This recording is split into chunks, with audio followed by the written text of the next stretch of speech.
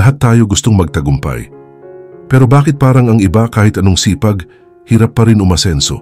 Baka kasi may mga bagay tayong hindi napapansin, mga sikreto na ginagawa ng mga matagumpay na tao araw-araw kahit walang nakakakita.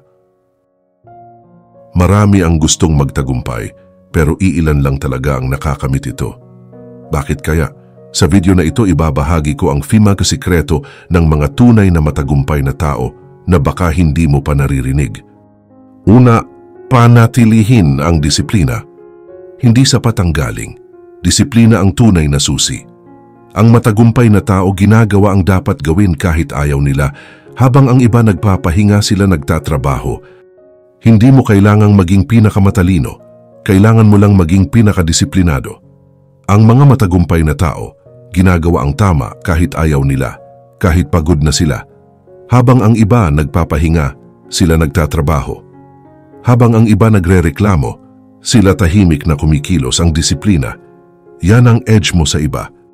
Ikalawa, matutong magtiwala sa sarili. Walang maniniwala sa iyo kung hindi ikaw mismo. Kahit maliit pa lang ang hakbang mo, basta buo ang loob mo, malayo ang mararating mo. Walang maniniwala sa iyo kung hindi ikaw muna. Ang tiwala sa sarili ay hindi kayabangan. Ito ay paniniwala na kaya mo kahit ilang beses kang madapa. Kasi, tandaan mo, bago maniwala ang mundo sa iyo, kailangan mo munang maniwala sa sarili mo. Pangatlo, paligiran ang sarili ng tamang tao. Kung gusto mong maging agila, huwag kang sumama sa mga manok. Hanapin mo ang mga taong nagtutulak pataas, hindi yung hinihila ka pababa. Sabi nga nila, you are the average of the 5 people you spend the most time with. Kung puro negatibo ang kasama mo, mahihirapan kang umasenso. Pero kapag ang paligid mo ay puro taong may pangarap, madadala ka pataas. Palitan mo ang inggit ng inspirasyon. Hanapin mo ang mga taong nagtutulak sa iyo maging mas mabuti araw-araw. Pang-apat, huwag matakot matalo. Ang pagkatalo ay hindi katapusan, kundi pagsasanay para sa tagumpay.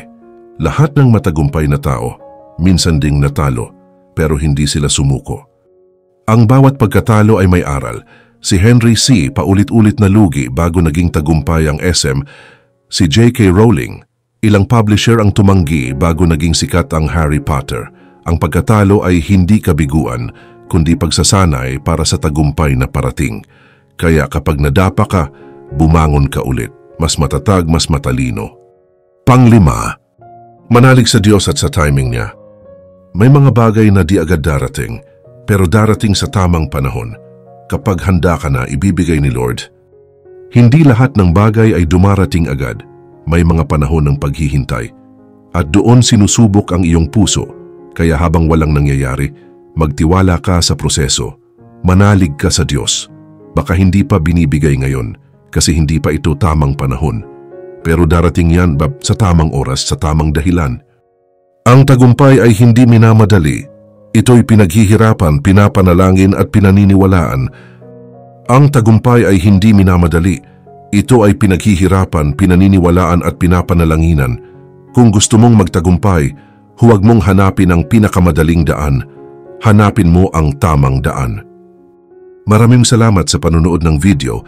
Baka makahingi ng pabor na paki-like at share naman ang videong ito.